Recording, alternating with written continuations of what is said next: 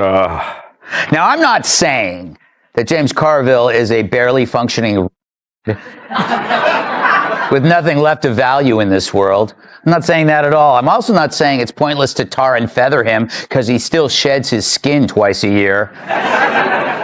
And I'm also not saying if James Carville choked to death on one of his morning feedings of live mice, he wouldn't be missed.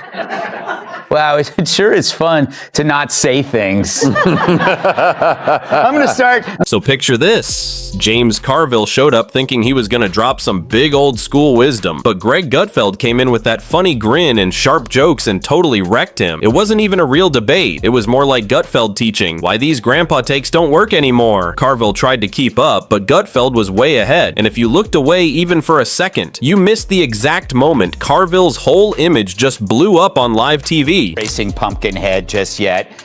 Carville's like a parent who doesn't say anything about his rotten brat until it affects him and crashes his Mercedes. This problem's been here for years. It's done untold damage. It's cost a lot of death. And now he calls BS on it? Thanks, but you're showing up at last call. Let's not forget what else he said. He said that people that go to Trump rallies are pretty much brain-dead deplorables. Said some pretty awful things. If he could call them retarded, he would have. So his criticisms actually hit everyone, and it doesn't come from a place of common sense or common people. It comes from an elitist perch.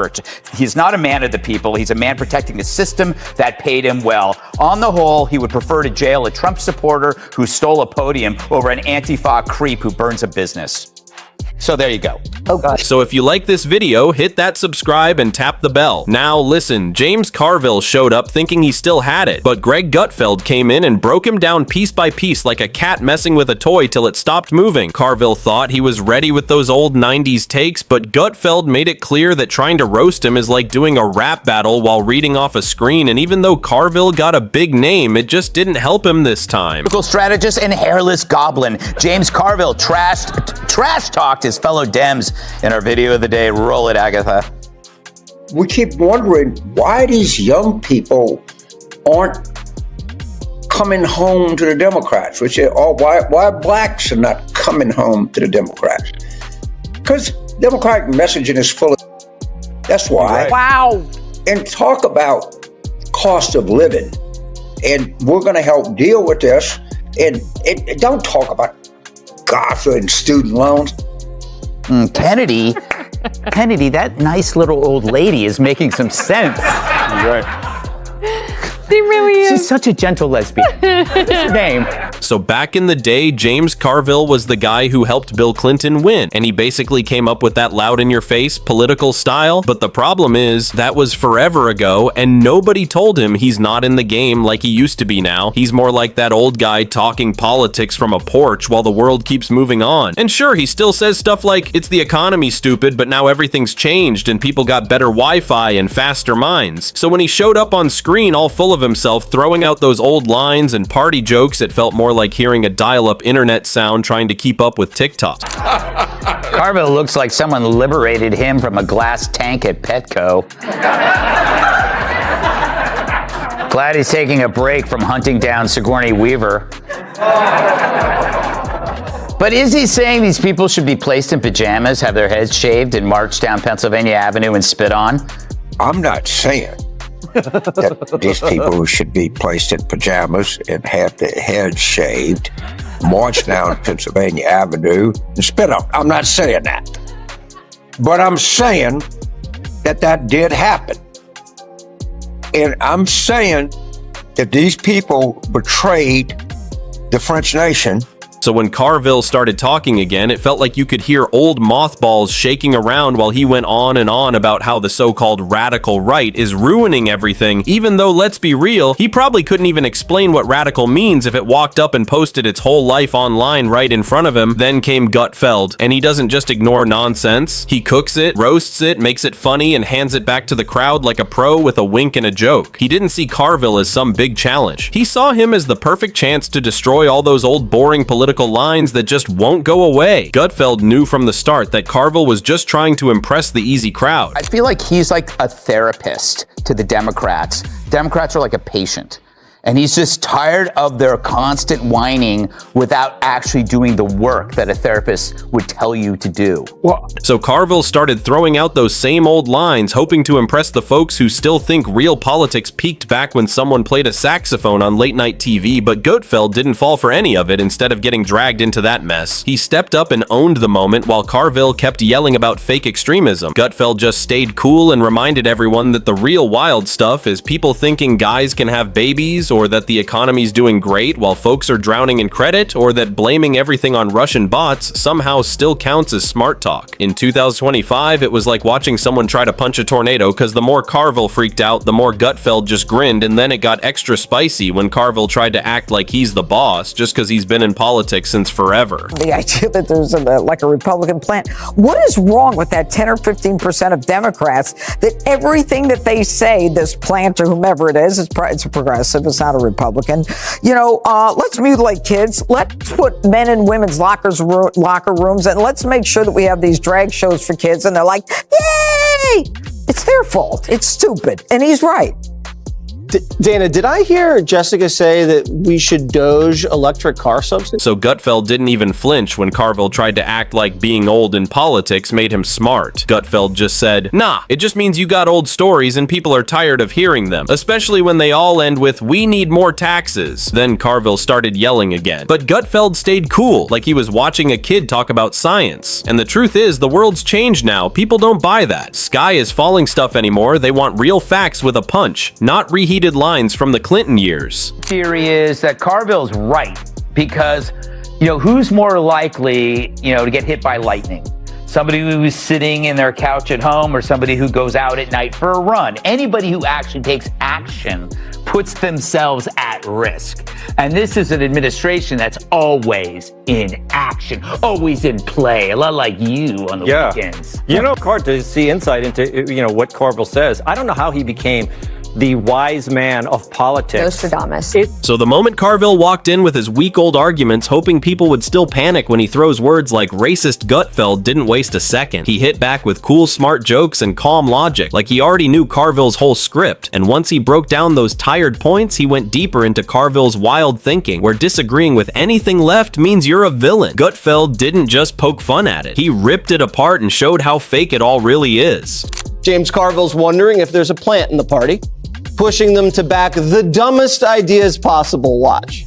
It's like there's a plant somewhere in quote progressive unquote America that just sees how many stupid things that they can embrace. There has to be a AI generated progressive generator of really. So Carville and people like him still think they're the heroes, but no one's watching their show anymore. They keep yelling the same old warnings about the world ending like they haven't been wrong every time Gutfeld called it out, plain and simple. It's not truth, it's just a show, and the people stopped caring. After hearing this is the most important election for the 5th time. Gutfeld didn't need to be loud or mean. He just told the truth and proved that today's audience wants real talk, not panic, and Gutfeld delivered exactly that. A certain coastal arrogance in this country, and people feel it.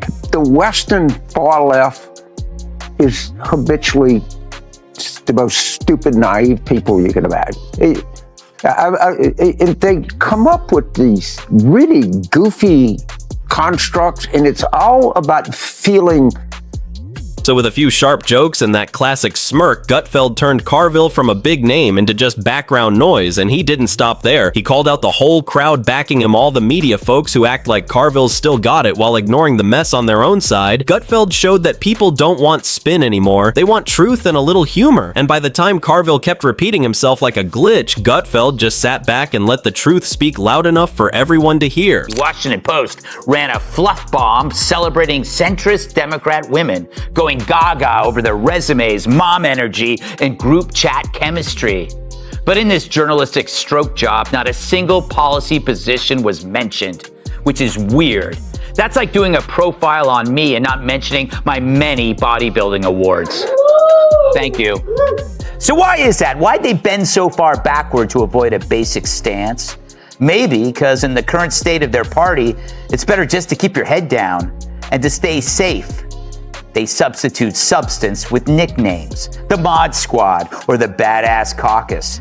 But it's fake. So Gutfeld didn't come in loud or angry. He just dropped truth after truth like traps, and Carville kept falling right into them. Then Carville tried to talk about unity, but Gutfeld shut that down quick, saying, "You can't preach unity after calling everyone names for years. Real unity means listening, something Carville hasn't done since the floppy disk days," and Gutfeld stayed cool the whole time, turning the moment into a comedy show. The audience loved every second, and online it blew up with memes. Cause Carville forgot Gutfeld isn't just funny, he's sharp and deadly when it counts. Rated president a month into his presidency than any president in United States history. That's the fact. I can be fact checked. They can do whatever they want. That's fine. We can go with this. In 2025, he's at plus 4 points. Look where he was in 2017, his first term at this point. He was at minus 5 points, so he's doing nearly 10 points better on the average. And more than that, as I mentioned, it's not just the CBS News poll, it's the Ipsos poll, it's the Gallup poll, it's the Pew poll. You're reading these polls, and I'm reading the polls saying the Democrats are 13 points up in the congressional generic, that Donald Trump has the lowest approval rating of any president at this point in his presidency in American history. So your viewers are getting one view, and I'm reading another view. So one of us is right and one of us is wrong. He's in. Every single day, Donald Trump has been in positive territory compared to just 11 days during his first term. It's not going to do any good for us to sit here and argue, because your viewers can believe you, and it can go to real quick politics, and they can actually... So Gutfeld didn't need to yell. He set the trap, made his jokes, and let Carville fall right in by the end. Carville looked lost, and Gutfeld looked like he just warmed up. It wasn't just about roasting one guy, it was about calling out the whole old school system that still runs on fear and noise. Carville came in with Cold War lines like it was still the 80s, but now all that stuff just sounded old and useless, like static on a broken radio. Losing the black and Hispanic vote. They're losing the black and Hispanic men, right? Why don't they break that down, that men are fleeing the Democratic Party like it's a showing of Barbie? It's because it's terrifying to them that they're becoming the party of awfuls, right? Affluent, white, female liberals. The Democratic Party has become like almost like a political version of the Bud Light commercial with Dylan Mulvaney. They've alienated men in order to please miserable activists. And men are like, hey, we know when we're not wanted. We'll see ourselves out. We know what a woman is, right? We know what's best for our kids. We know what it takes to protect our cities and our families. And we're tired of apologizing for laughing at funny jokes and it having natural testosterone, right? So they know that the Democratic Party has become a gender-specific party. So Gutfeld didn't show up to play those old memory lane games. He wasn't there to smile and nod at outdated ideas. He came to drop a reality check wrapped in savage jokes and straight-up truth. While Carville kept selling panic like it was still the 90s, Gutfeld came in sharp, cutting through the noise with fast-thinking clean hits and brutal comedy. And this wasn't just some old versus new moment. This was Gutfeld showing that the political stage now belongs to the ones who can think fast, speak real, and spot the nonsense from miles away. And the message couldn't be more clear. If you're still talking about the Cold War and throwing out Reagan quotes in 2025, then you're not helping at all. You're just background noise from a show nobody asked to watch again. And in Gutfeld's world, guys like that don't get yelled at, they just get left behind quietly and completely. So if you're loving the tea and want more spicy truth with zero boring vibes, then hit that sub button right now and join the 𝐃𝐸𝐸 Reports fam. We keep it real, we keep it wild, and trust me, you don't want to miss what's coming next. Tap that bell too, so you never miss the drama.